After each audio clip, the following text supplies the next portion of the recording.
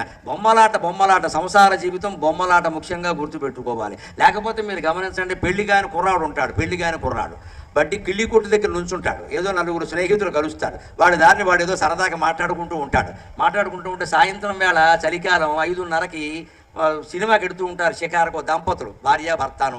బండి మీద ఆయన ముందు నడుపుతూ ఉంటాడు, ఈవిడ చక్కగా నడుము చుట్టూ చెయ్యేస్తుంది చక్కగా, ఇంకా ఆయనకి సరదాగా ఉంటుంది చాలా.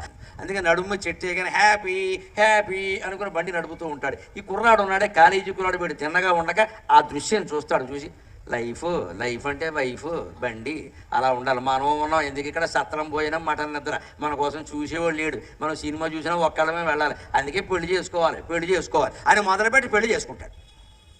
అందుకే పెళ్లికి ఆయన తర్వాత 2 ఏళ్ళు అయ్యేసరికి ఈ లైఫ్ అన్నీ ఎంత బాగుంటాయో అర్థమైపోతాయి ఖచ్చితంగా. పెళ్ళి అయిన మొదటి సంవత్సరం భార్య మాట భర్త వింటాడు, కోడు కొత్త మోజు కదా, మా ఆవిడని తిరుగుతూ ఉంటాడు. ఈ అమాయకురాల పాపం, మా ఆయనకి నేనంటే ఎంత ఇష్టమో ఏడాదేనా మా కంగారు పడకే, ఏడాది యానివర్సరీ అవగానే మారిపోతాడు, అనుమానం లేదు ఇక్కడ. ఏడాది పాటు తిరుగుతాడు అంతే, యవ్వనం అంతకంటే ఉంది, అందరికీ తెలుసున్నది. అంటే మొదటి సంవత్సరం భార్య మాట భర్త వింటాడు, 2వ సంవత్సరం భర్త మాటే భార్య వింటుంది, అలవాటు పడిపోతుంది. ఇది హిందూ దేశం, ఈ దేశంలో మగాళ్ళు ఇంతేనైనా పెత్తనం భరించాల్సిందే, ఎందుకు వచ్చిన గొడవ అని ఉంటుంది. ఇక 3వ సంవత్సరం నుంచి వీళ్ళిద్దరూ ఒకరి మాట ఒకరు వినరు, వీళ్ళిద్దరి మాటలు ఇరుగు పొరుగు వింటూ ఉంటారు. ఇంకా కిటికీ తీస్తే బోడు కాలక్షేపం, తోసుంటా నాకేం పెట్టావు నువ్వేమి ఇచ్చావు, ఇదే గొడవ. ఎందుకు అవుతుంది గమనించండి. ఇది నేను జోక్గా చెప్పినా చలోక్తిగా చెప్పినా తీవ్రంగా ఆలోచించి ఎందుకు ఇలా అవుతుంది. వెళ్ళైన మొదటి సంవత్సరం ప్రేమించినటువంటి భార్యను 30 ఏళ్ళైనా ఎందుకు అదే ప్రేమని మనస్సులో పెట్టుకోలేకపోతున్నాం. మనం శరీరాన్ని ప్రేమించాం, ఆవిడ మనస్సును చూడలేదు, ఆవిడ తత్వాన్ని చూడలేదు, ఆవిడ సేవను చూడలేదు, దేన్ని చూడాలి, శరీరాన్ని చూసాం మనం. అందంగా ఉంది లేదా కట్నం ఎక్కువ ఇచ్చింది, లేదా హార్డ్వేరు బాగా సంపాదిస్తుంది, ఇదే ఆలోచించాం మనం. ఆ సంపాదన శాశ్వతం కాదు, ఆ అందం అసలే శాశ్వతం కాదు. ఆ అమ్మాయికి ఏదైనా ప్రమాదంలో ఏదైనా జరగచ్చమ్మా, వదిలేస్తామా? ధర్మం అది. ఖచ్చితంగా మన హిందూ ధర్మం ప్రకారం ఇందాక కాళిదాసు భార్య ఏం చేసిందండి, అతను ఏదైనా సరే చదువు రాకపోయినా సరే అతనే తన భర్త అని భావించి అమ్మవారిని ఆశ్రయించి చదువు వచ్చేలా చేసుకుంది, కానీ చదువు రాదు కాబట్టి విడాకులు ఇస్తానని చెప్పలేదండి. అటువంటి విద్యాధరులు లాంటి స్త్రీలు తయారవ్వాలమ్మా, మన ఆశయం అది, మన ఆలోచన అది. ఎట్టి పరిస్థితుల్లో వివాహం అయింది అంటే ఏం కానీ ఎంత ఇబ్బంది పడి అదే భర్త అదే భార్య ఉండాల్సిందే, జీవితాంతం గడపాల్సిందే. అప్పుడే పార్వతీ పరమేశ్వరుల కటాక్షం మనకి లభిస్తుంది. ఇవాళ సమస్య ఎలా ఉంది అంటే 2-3 ఏళ్ళు కూడా కలిసి ఉంటారనే గ్యారంటీ లేదండి. ఇవరకు పెళ్లి చేస్తే ఓ పని అయిపోయింది, అమ్మాయిలందరికీ పెళ్లిళ్ళు చేసేసాం అని సుఖంగా కాళ్ళు చాపేసేవాడు. ఇప్పుడు చాపడానికి లేదండి. 2 ఏళ్ళది అమ్మాయిలు మళ్ళీ రిటర్న్ బ్యాక్ వెనక్కి. ఏంటంటే నాకు కుదరదు, నేను ఉండను అంతే. ఇప్పుడు ఏం చేయాలమ్మా, ఒక పెళ్లి చేయడమే కష్టమైంది, 2వ పెళ్లి ఎవడు చేస్తాడు? అలాగే ఆమెను చేసుకోమన్నాం అనుకో, ఎవరు చూసుకుంటుందో తెలియదు, కొంపలు అట్టుకుపోతాయి. ఇప్పుడు తల్లిదండ్రులు ఏమవ్వాలి? అమ్మాయిని సమర్థించకుండా ఉండలేరు. దానికి మొత్తం పరిష్కారం ఎక్కడుందంటే, ఒక్కసారి ధర్మేచ అర్థేచ కామేచ నాతిచరామి అన్నాక కట్టుబడి ఉండవలసిందే, మాట్లాడడానికి వీల్లేదు. అదే హిందూ ధర్మం, అదే హిందూ సంప్రదాయం. అమెరికా సంప్రదాయాలన్నీ మనకు వచ్చేసి రకరకాలుగా మారిపోతున్నారు మనుషులంతే. నీ లెక్క నాకేమిటంటే నీ లెక్క నాకేమిటి, ఎవరి లెక్క ఎవరికీ లేనప్పుడు మనకి దేవుడి లెక్క మాత్రం దేనికంటే పని లేక. ఏమీ లేకపోయినా ఆయన నందివాహన నాగభూషణ ఆయనేమో ఏనుగుతోలు కట్టుకుంటాడా, ఈవిడేమో అరుణారుణ కౌసుంభ వస్త్ర భాస్వత్ కటీదటి ఎర్రన పట్టుచీర కడుతుందా, ఈవిడేమో రత్న గరివేయ చింతాకలోల ముక్త ఫలాన్విత. అమ్మవారి హారం ఎలా ఉంటుందంటే రత్నాల హారంట, అందులో మళ్ళీ చివర ముత్యాలు వేలాడుతూ ఉంటాయట, మధ్యలో చింతాక పథకం ఆకుపచ్చ రంగులో ఉంటుంది. ఇంత వైభవం ఆవిడికి. ఆయనకి ఏమిటండి, మెళ్ళ ఓ బామ, చేతికి ఓ బామ, వెనకాల ఓ బామ, పాముల. ఈ పాములాన్నేమో ఈవిడ పెళ్లి చేసుకోవడమా అమ్మడికి? ఆయన గారితో కాపురం చేస్తున్నందుకు ఇవిడికి నోబెల్ బహుమతి ఇవ్వాలి అమ్మవారికి.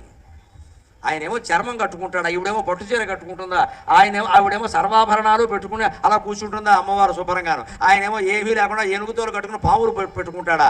ఈవిడికేమో సింహం వాహనమా, ఆయనకేమో సరిగ్గా సింహానికి శత్రు ఆకారం ఎద్దు వాహనమా. ఇద్దరికీ గొడవేనండి ఎప్పుడు చూసినా. మరి వాహనాల సైతం గొడవే కదా. పైగా ఆయన ఉండేదేమో శ్మశానం. కావాలంటే ఆయన ఏమంటాడు, ఇల్లు కొనమంటే శ్మశానంలో ఖాళీగా ఉంది దా అంటాడు ఆయన. ఆయనకి శ్మశానం అంటే ఇష్టం. మరి ఇల్లు కొనమంటే ఎక్కడైనా హైదరాబాద్ అబిడ్స్లో కొనాలి, కానీ శ్మశానంలో కొంటానంటే అలాగే. ఆయన ఏమంటాడు, నాకు శ్మశానమే ఇష్టం. ఎందుకంటే శ్మశానం ఇష్టం? అపార్థం చేసుకోకూడదు భగవంతుణ్ణి. శివుడు శ్మశానాన్ని రుద్రభూమి అంటారు. ఎందుకు శివుడికి శ్మశానం ఇష్టమో తెలుసా? శ్మశానంలో ఎందుకుంటాడో తెలుసా? కాళహస్తి వెళ్ళండి మీరు, శ్మశానవాసీ భగవాన్ కాళహస్తీశ్వర శివక అని ద్వారం మీద రాసి ఉంటుంది. కాళహస్తీశ్వరుడు ఈ ఆలయంలో ఊరికే మీ దర్శనం కోసం ఉన్నాడంతే. నిజానికి ఈయన ఉన్నది శ్మశానంలో. దేవుడు శ్మశానంలో ఉండటం ఏంటండి? ఎందుకుంటాడు? ఏ జీవి అయినా ఖచ్చితంగా చిట్ట చివరికి దారి తప్పకుండా ట్రాఫిక్ జామ్ అయినా సరే వెళ్ళేది శ్మశానానికే. దారి తప్పకుండా. అక్కడ రూట్ ఎవరిని అడగక్కర్లేదు. శ్మశానానికి వెళ్ళేవాళ్ళు ఎవరిని శ్మశానం ఎక్కడ అడగరు, తెలుస్తుంది. ఖచ్చితంగా ఆడ మగ తేడా లేకుండా, పెద్ద చిన్న తేడా లేకుండా వెళ్ళేది శ్మశానానికే. అక్కడ వీళ్ళు వెళ్ళేసరికే శివుడు సిద్ధంగా ఉంటాడట. ఉండి ఏం చేస్తాడట, మాయ బంధములని ఖాయమయ్యనుగా అదే సాగుతోడ వదలి రావదేమి. అదే భావన కలిగి నేను ఇష్టదైవం అనే పుస్తకంలో పద్యం రాశాను శివుడి మీద. నువ్వు శ్మశానంలో ఎందుకు ఉంటాయో నాకు అర్థమైందయ్యా. మాయ బంధములని ఖాయమయ్యనుగా అదే రావదేమి, మాయ బంధములని ఖాయమయ్యనుగా అదే సాగుతోడ వదలి రావదేమి. నీవు నన్ను చేర నిలుచుంటి నేనని, నీవు నన్ను చేర నిలుచుంటి నేనని శవము చేరి శివుడు పల్కో. అక్కడ శ్మశానంలో దహనం అయిపోతుంటే, గరుడ పురాణంలో ఉండే విషయం అండి. దహనం అవుతుంటే ఏం జరుగుతుందో తెలుసా? పంచప్రాణాలు పోవు. మనిషి పోగానే ఒక్క ప్రాణమే పోతుంది. 4 ఉంటాయి, దేహంలో ఉంటాయి. ఇంకా వైద్యం చేస్తే బతుకుతాడు, చెయ్యొచ్చు, పర్వాలేదు. సాధారణంగా జరగదు కానీ అవకాశం ఉంది. పోయిన చోట ఒక్క ప్రాణమే పోతుంది. పోయిన శవాన్ని కింద పడుకోబెడతాను చూడండి, వేరే చోట మంచం నుంచి దించి అక్కడ 2వ ప్రాణం పోతుంది. ఓ దించేశారు అంటే ఇంకా అవకాశం లేదు, వెళ్ళిపోవడమే. ఇంకా 3 ఉంటాయి. 3వ ప్రాణం ఎక్కడ పోతుంది తెలుసా? శ్మశానంలో దహనం చేస్తుంటే పోతుంది. అప్పుడే 4, 5 కూడా బయటికి వెళ్ళిపోతాయి దహనం అవుతుంటే. అప్పుడు ఆ 3 ప్రాణాలకి అర్థం అవుతుంది, కారిపోతుంది, ఇంక ఉండే మనకు ఉపయోగం లేదు అని 3 వాయువులు బయటికి వెడతాయి. ఒక వాయువు బయట నిలబడి అనుకుంటుంది, ఇదేమిటి నా శరీరం, ఇది నా శరీరం దహనమైపోతుంది, నాకు ఆ వేడి తెలియట్లేదు, అది కాలిపోతుంది, కన్న కొడుకు పెద్ద కొడుకు కాల్చేస్తున్నాడు, నాకేం తెలియట్లేదు అంటే, అయ్య బాబాయ్ ఇది నేను కాదనమాట. మాయామేయ జగంబు నిత్యమని సంభావించి మోఘంబునన్. ప్రతి వ్యక్తికి బరిజేపల్లి వారి హరిశ్చంద్ర పద్యం గుర్తొచ్చి తీరుతుందమ్మా. కర్మ కాలిపోయింది, మనస్సులో భావించాలి తప్ప శరీరం లేదు, ఏం చేస్తాం? మాయామేయ జగంబు నిత్యమని సంభావించి మోఘంబునన్ నా ఇల్లాలని నా కుమారుడని ప్రాణంబుండునందాక ఎంతో అల్లాడిన ఈ శరీరము ఇప్పుడు ఇందున్ కట్టెలంగాలుచో ఆ ఇల్లాలును రాదు పుత్రుడును తోడై రాడు తప్పింపగా అని ప్రతి ప్రాణి ఏడుస్తాడు. దీనికి ఆడ మగ భేదం లేదు, పేద గొప్ప అనే భేదం లేదు, ఏ భేదము లేదండి. పండితుడా పామరుడా అనే భేదం లేదు, అందరూ ఏడవలసిందే. ఆ ఏడుపేదో ముందే ఏడవచ్చు కదా. శరీరం ఉండగానే ఆ విషయం గ్రహించవచ్చు కదా. చచ్చినా గ్రహించమండి, ఇదే నేను అని బళ్ళో పిల్లాడిని పిలవగానే లేచి హాజరు పలికినట్టుగా మాటికి నేను అనగానే దిక్కుమాలిన శరీరం లేస్తూ ఉంటుంది. ఇక్కడ ఈ శరీరం మంది కాదు. అప్పుడు 3వ వాయువు బయటికి వెళ్ళి నిలబడి, అయ్యో నాకు తెలియట్లా. 4వ వాయువు ఏం చేస్తుంది తెలుసా? పెద్ద కొడుకు శరీరాన్ని పట్టుకుంటుంది, కర్మ చేసేవాడిని. ఎందుకో తెలుసా? వాడి మీద ప్రేమ కాదు, వాడికి ఏమైనా జ్వరం వస్తే కర్మ మానేస్తాడు. వాడికి రొంప చేసింది అనుకోండి, జ్వరం వచ్చింది అనుకోండి, కర్మ మానేస్తాడు. ఎందుకని? ఖచ్చితంగా కర్మ చేసేవాడికి రొంప వచ్చే అవకాశం ఉంది. ఎందుకంటే 11 రోజుల కర్మకాండలో బ్రాహ్మణులకు బాగా తెలుసు. 11 రోజులు చేస్తారు, మొత్తం 30 సార్లు స్నానం చేయాలి రోజుకి. 30 సార్లు స్నానం చేశాక జలుబు రాదు.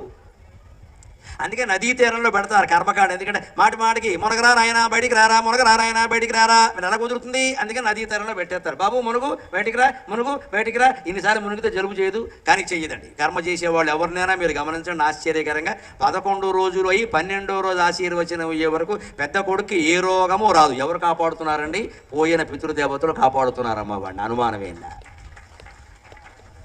పితృదేవత ఆయన ఆవహించి ఉంటాడు. ఎందుకంటే వీడికి ఏదైనా వచ్చిందంటే వాడికి మొదలేదు, కూర్చుంటాడు అలాగంతే. ఆయన పట్టుకుని కూర్చుంటాడు బలంగా. వ్యాధి నిరోధక శక్తి, రెసిస్టెన్స్ పవర్ మా అబ్బాయి దగ్గరికి రావడానికి వెళ్ళి. 3వ ప్రాణం దహనం అయిపోయినప్పుడు పైకి లేచి శివుణ్ణి పట్టుకుని ఏడుస్తుంది. 4వ ప్రాణం పెద్ద కొడుకును పట్టుకుంటుంది. 5వ ప్రాణం ఏం చేస్తుంది తెలుసా? శ్మశానానికి ఇంటికి షటిల్ సర్వీస్ చేస్తుంది. Kolluru Tenali auto service. ఎందుకని? అన్ని దానాలు చేస్తున్నారా లేదా, సక్రమంగా కర్మకాండ చేస్తున్నారా లేదా మొత్తం తినేసారా, ఇది మొత్తం చూసుకుంటాను. ఆ ప్రాణి తాపత్రయం అది. అయ్యో ఎంత ఆస్తి ఇచ్చాను, 10 ఎకరాల పొలం ఇచ్చాను, 2 ఇళ్ళు ఇచ్చాను, బంగారం ఇచ్చాను, వీళ్ళు అమ్మకడుపు కాల మొత్తం మింగేశారు కొడుకు కోళ్ళు కలిసి. బ్రాహ్మణులకి ఏదైనా దానం ఏమైనాసరికి టూకీగా నీకు ఆస్తులు టూకీగా లేవు, పెద్ద టాకీస్ ఉంది అక్కడ. బ్రాహ్మణ లోకుగా ఉన్నారా? శాస్త్ర ప్రకారం చేసేవన్నీ చేయాల్సిందే. బంగారం దానం అంటే బంగారమే దానం ఇవ్వాలండి, చేతుకుండే ఉంగరం దానం ఇవ్వాల్సిందే. మా అమ్మగారు పోయినప్పుడు బంగారం దానం అనగానే నేను వెంటనే ఇలా తీసాను, అక్కడ పెట్టేశాను మొహమాటం వెళ్ళా. బంగారం అంటే బంగారం ఇవ్వాలి, చేతుకున్నదే ఇచ్చేసాను, అంతే లెక్కది. అంతేగా బంగారం ప్రత్యామ్నాయ 10 రూపాయల 10 రూపాయలు బంగారం వస్తుందంటే బొగ్గుము కరదు. నాటకాలు ఆడతాం మనం ఇక్కడ. బ్రాహ్మణ లోకు ఘట్టం అక్కడ. బ్రాహ్మణులు ఊరికే చెబుతారా? 5వ ప్రాణం సరిగ్గా కాపలా కాస్తూ ఉంటుంది. తల్లి అయినా సరే, తండ్రి అయినా సరే, వీడు చేస్తున్నాడా లేదా, వెనకాల ఆడది సహకరిస్తుందా, వంకలెడుతుందా? ఎందుకంటే శవానుకున్న ఉంగరాలు కూడా లాగేస్తారండి. ఉంగరం దానం ఏమంటే ఎవరికి ఇవ్వరండి. శవం చేతికి ఉంగరం రాదు, మీరు ప్రయత్నించి కూడా రాదండి, చాలా బిగిసిపోయి అయినా సరే వేలు కోసి లాగేస్తారండి. శవానుకున్న ఉంగరాలు కూడా మనం లాగి లోపల పెట్టుకుంటామే, దానం ఇవ్వమన్న ఉంగరం ఏదో లోపల బయట చేయాలి కదండి. అక్కడ ఇవ్వాల్సిన చోట శాస్త్రాలు లేవు, ఇక్కడ లాగేసిన చోట మొత్తం వస్తాయండి. మనం ఎలా బాగుపడతామమ్మా? ఖచ్చితంగా శాస్త్రం ప్రకారం చెప్పింది చేయాల్సిందే. 5 ప్రాణాలు, తండ్రి ప్రాణాలు, తల్లి ప్రాణాలు పోయినవి మన వెంటాడుతూ ఉంటాయి ఖచ్చితంగా. ఆ వెంటాడితే కాబట్టి ఇంకో ఆచారం ఏమిటో తెలుసా? ఎంత వాస్తవమో గమనించండి. హిందూ అంత్యక్రియల విధానం కూడా, ఆరాధన కాదు అంత్యక్రియల విధానం కూడా ఆడవాళ్ళకి అంత తెలియకపోవచ్చు ఈ విషయం, మగవాళ్ళకి తెలుసు. శవాన్ని 4 మోసుగడుతూ ఉంటే ముందు పెద్ద కొడుకు కుండ పట్టుకుని పెడుతూ ఉంటే 3 చోట్ల ఆపుతారు, మీరు గమనించండి. పెడుతుంటే 3-4 చోట్ల ఆపుతారు కదండి, ఖచ్చితంగా తెలుసు అందరికీ. ఆపాక ఏమంటారో తెలుసా? పెద్ద కొడుకుని పిలిచి మీ నాన్నగారిని పేరు పెట్టి ఎందుకు పిలవడం? ఆయన బస్సు టికెట్టా, ఆధార్ కార్డా? పిలవడం ఏంటంటే పోయినవాడిని. ఎందుకో తెలిసి దీనే దింపుడు కళ్ళం ఆశ అంటారు. కళ్ళల్లో దింపారు, దింపుడు కళ్ళం అంటే కళ్ళల్లో దింపారు రోడ్డు మధ్యలో జంక్షన్ దగ్గర. పెద్ద కొడుకుని పిలవమండం ఎందుకో తెలుసా? తండ్రికి ఎప్పుడు పెద్ద కొడుకు మీద చాలా ప్రేమ ఉంటుంది. తల్లికి ఎప్పుడు కడసారి సంతానం ఉంటుంది, అమ్మాయి అయినా అబ్బాయి అయినా. దాని తర్వాత పిల్లలు లేరు, వాడి తర్వాత పిల్లలు లేరు, వాళ్ళ మీద ఉంటుంది ప్రేమ. అందుకని మా అమ్మగారిని అలా తీసుకెడుతూ ఉంటే మా అన్నయ్యని పిలవమన్నారు. మా అన్నయ్య ఏమన్నాడు తెలుసు? రే దాని ప్రాణాలన్నీ నీ మీదే ఉన్నారా, నువ్వు పిలవరా అంది. నేను పిలిచాను, నేను కవిని, నేను మామూలుగా ఎందుకు పిలుస్తానండి? అమ్మా కావలనన్న వచ్చునే ఎకాయకి నా కవనమ్ము చేరను. ఆవిడ చెవిలో నా నోరు పెట్టి ఇప్పుడు ఎలా అరుస్తున్నానో అలాగే అమ్మా అమ్మా అమ్మా 90 ఏళ్ళైనా నువ్వు పోవడం నాకు ఇష్టం లేదమ్మా, రావమ్మా అని పిలిచా. వస్తుందండి, రాకపోతే నాకు మంట ఎత్తింది, పాపం వచ్చింది, పద్యం చెప్పాను. కావలనన్న వచ్చునే ఎకాయకి నా కవనమ్ము చేరను, అవు రావలనన్న వచ్చునే సరాసరి నందన పారిజాతమై తావుల నేను చుండెను. కావలనన్న వచ్చునే ఎకాయకి కవనమ్ము చేరను, అవు రావలెనన్న వచ్చునే సరాసరి నందన పారిజాతమై తావుల నేను చుండే. అయినా తలడిలన్బని లేదు, తల్లికిన్ సేవలు చేయు పుత్రకుల జీవితముల్, నవపారిజాతముల్ అని అంత్యక్రియలప్పుడు ఆ సందర్భాన్ని కూడా నేను కవిత్వంతో ఉపయోగించుకున్నానమ్మా. నేను ధన్యుడిని నిజంగా. అప్పటికప్పుడు ఆశువుగా పద్యం చెప్పగలిగిన శక్తి నాకు ఉంది కాబట్టి నా తల్లి నేను ఎంత పిలిచినా రాకపోతే రాదు అని తెలుసుంటూ కూడా పద్యమేనా వస్తుంది కదా, ఈ భావాన్ని పద్యంలో పెడదాం. ఎంత ప్రయత్నించినా పోయిన వాళ్ళు రారు కదా. ఉన్నప్పుడేమో తల్లిదండ్రులను అశ్రద్ధ చేస్తారు. పోయిన తర్వాత ఈ మగాడు ఏమంటాడంటే మా అమ్మే ఉంటే మా నాన్నే ఉంటే పోగొట్టేసింది నువ్వే చూసుకో. ఇంకా అక్కడి నుంచి కబుర్లు మొదలవుతాయండి. మా అమ్మ చాలా గొప్పది, మా నాన్న చాలా గొప్పవాడు. ఉన్నప్పుడేమో మనం నానా తాగాదాలు పెట్టి వాళ్ళ ముందే అనారోగ్యంతో చచ్చేలా చేశాం.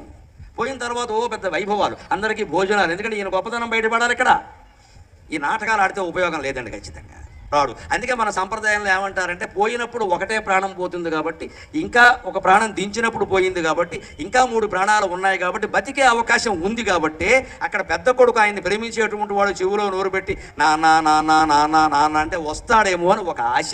దాన్నే దింపుడు కళ్ళం ఆశ అంటే ఎలాగూ తీరదు, కానీ మీ ప్రయత్నం మీరు చేయండి. మన సంస్కృతి అంత గొప్పది. చిట్ట చివరి ఆశను కూడా కోల్పోవద్దు, నిరాశ వద్దు అని బోధించే సంస్కృతి మనది. హిందూ సంస్కృతి అంటే పాజిటివ్ థింకింగ్, ఆశావాదం. మృత్యువులో కూడా ఆశావాదమేనండి. పోయినవాడు రాడని తెలుసు, అయినా పిలవయ్యా 2 సార్లు పిలవయ్యా, వస్తే వచ్చాడు లేకపోతే లేదు, పిలవయ్యా అంటే ఈ పెద్ద కొడుకు ఎలాంటి వాడో తెలుసా? వాడు పిలవడం, గట్టిగా పిలవడం. ఎందుకంటే పిలిస్తే వస్తాడేమో అని అపనమ్మకం. వాడు పోవడమే మంచిది. అప్పటికే ఆస్తులు పనిచేసుకున్నారు, ఇప్పుడు వస్తే గొడవలు అయిపోతాయి. అందుకని ఏమనుకున్నారు ఇక్కడ సబారా అది వీడికే వినపట్ల, వాడికి ఎక్కడ వినపడుతుంది? అలా పిలవకూడదమ్మా. నేను పిలిచినట్టే ఆర్తిగా పిలవాలి. వచ్చారా రాదా అన్న సమస్య కాదు, మన ప్రేమ వ్యక్తం కావాలి. అక్కడ పోయిన వాళ్ళ కోసం మనం ఏడుస్తున్నాం, మన ప్రేమ వ్యక్తం చేయడానికి వాళ్ళు రావడం అనేది అవసరమా? వస్తే వస్తారు, లేతే లేదు.